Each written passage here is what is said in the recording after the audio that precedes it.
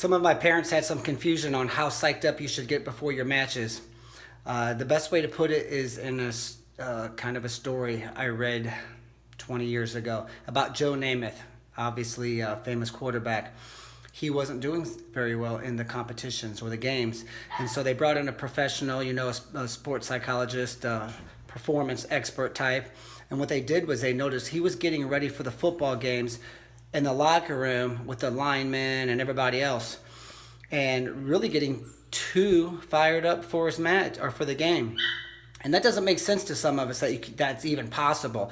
I looked over some evaluation forms of some of our athletes who are in the new world class wrestler program that we started, and one of the dads was like, he just needs to understand that he has to tap into that rage, and that wrestling is nothing but a fight. That's all it is.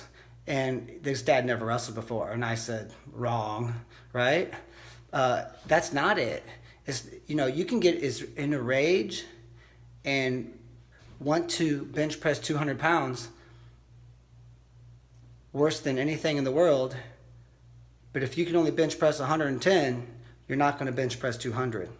Now, certainly, maybe you can have a good day and bench press 115, and that's what we're always trying to do is push that envelope bit. You can't be in a rage. Now, certainly, in another sport, maybe powerlifting, I think they get into quite a bit more of a rage.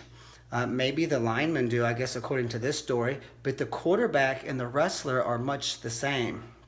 Now, I would say that I do a lot of study and reading on things like this.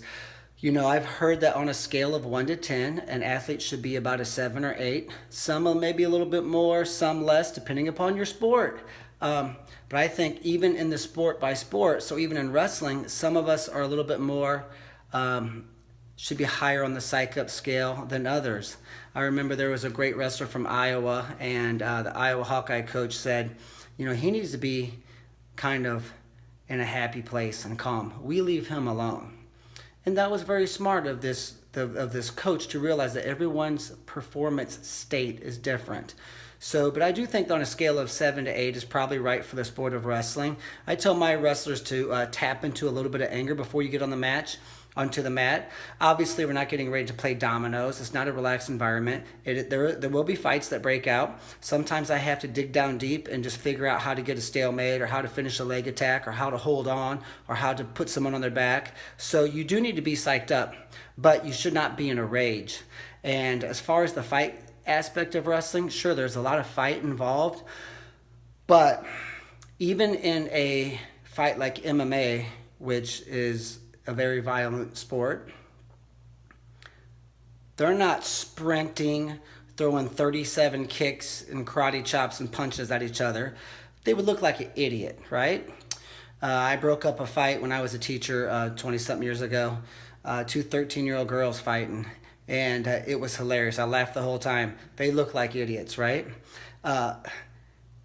If you're too much in a rage and you think that you teach your kids that wrestling is only an all-out crazy fight, they're not going to do very well. And I've had some experience in this as well, obviously as a wrestler. I remember getting so psyched up for a match that I won by 1 point, and the kid was All-American, so he was good, obviously. But afterwards, I just was so exhausted, and I just felt like, golly, I left a lot of, you miss the forest for the trees, right? If you relax, you can stand back and look like a quarterback. You look back, and you see the field. You become the game. You feel the game. You get into the rhythm of the game, and then the game kind of plays itself. And that's what you want in wrestling.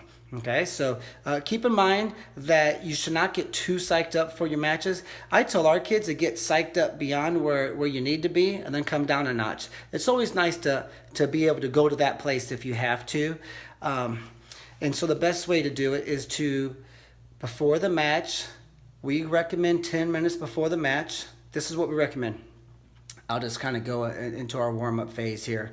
Obviously, a great warm-up in the morning. If you have a bad first match, you want to get the first match out of your system before the tournament starts. So what you want to do is simply, you do a bunch of sprints, cartwheels, rolls, light drilling, then hard drilling, and then you might take a couple-minute break, and then we go a match. We like to have our kids go a 3-3-3. and you know, the coach can have all the kids going into a match. Now, we really can't do that in youth wrestling because, you know, you have 600 kids on 8 mats, and of course there's about 300 dads on the mat trying to warm up their kid. It's just a complete clown show.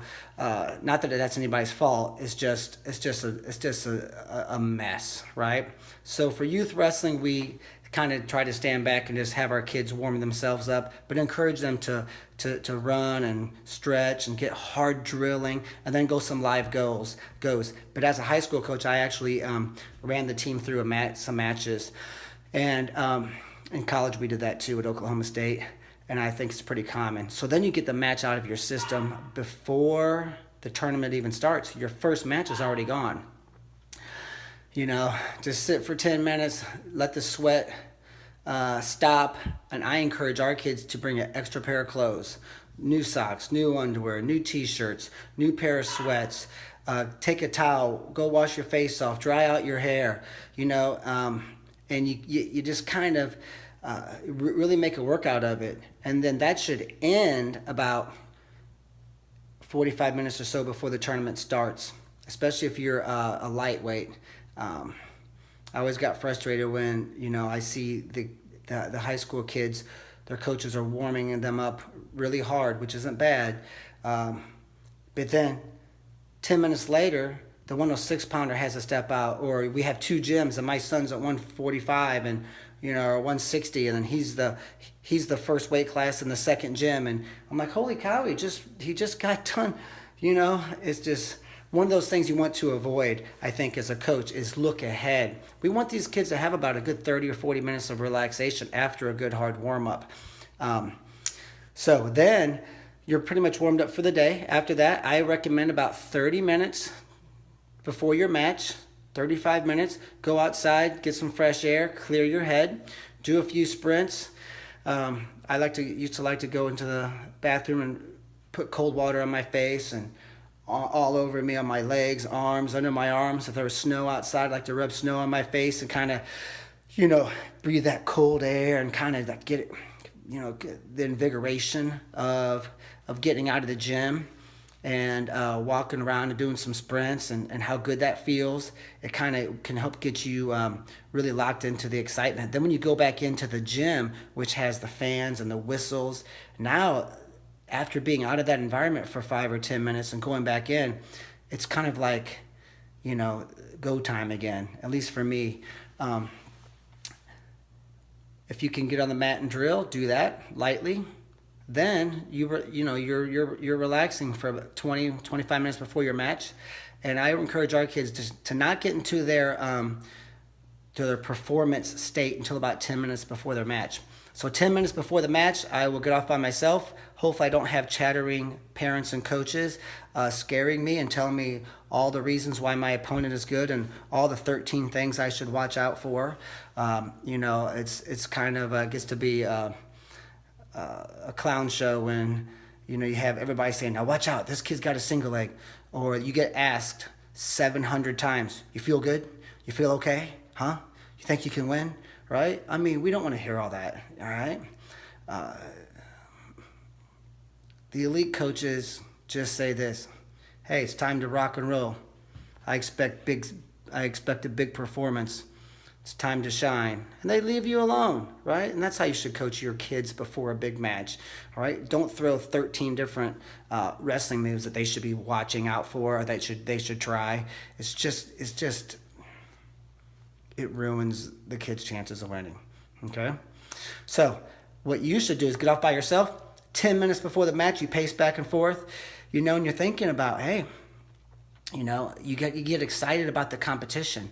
I knew a guy who was second in the Olympic trials. I used to compete against him all the time in college, Eric Aiken. And what he said was this: before he had to wrestle this opponent, he said he was scared, but then leading up to the match, he started thinking about how there was going to be a lot of fighting, and you know, this opponent is going to probably be hitting me and I'm going to hit him back, and I'm going to be trying to get to the legs, and it's going to be exciting. We're going to be on a big stage. He thought about his parents, how nervous they're going to be and how that made him feel. to want to win the match for them, and how his opponent was going to be in the other corner staring him down, sprinting on the mat, and how he was going to sprint on the mat after his opponent. And he tapped into the emotions of competition, which that's the reason we wrestle, you know. You want to be able to tap into those and change your emotional state. And you do that about 10 minutes before your match, maybe even a little bit less, because you don't have a whole lot of those performance hormones, you could say, and they don't last forever. So you want to make sure that you don't warm up way too soon and engage in these, they're called positive affirmations, right? You're just thinking about how bad you are, you know, and how strong you are, and how you're going to score, and the takedowns you're going to get. And you get excited about wrestling. And then you by doing that, you're able to sort of get into the match, and the match can become part of the wrestling match, rather than kind of thinking your way through the match and being distracted. So hopefully that helps quite a bit. And I know that that's an issue that's taught wrong quite a bit. You should not get so psyched up that you're like a raging volcano blowing up. This is wrestling. And to get back to the Joe Namath story, you know, he went on to be one of the greatest quarterbacks of all time. But what they did was they pulled him out of the locker room and put him in the coach's office with a newspaper. And kick your feet up, relax, dude. We got 45 minutes to the game. You got to be calm and cool, you know. And I'm not saying he did it when he ran out on the field, change his emotional state a little bit. Who couldn't, all right, in that environment? I'm sure he did that, but he stayed out of the drama and the hype, and he wasn't preparing for his game like the other athletes were preparing for their game, because he had to be on his toes and think without thinking, you could say. And I like to compare a wrestler to a quarterback, because I think they're very similar positions, or you know, the mindset is the same between those two athletes. So hopefully that can kind of help some of us. We obviously have a lot more videos on this Purler Wrestling channel. Check us out at purlerwrestling.com if you're interested in training with us. And we're located in St. Louis, Missouri, and we've been doing this since 1999. So good luck to everyone this year. And if you need to contact me, I'm eager to help. We're at purlerwrestling.com. Thanks.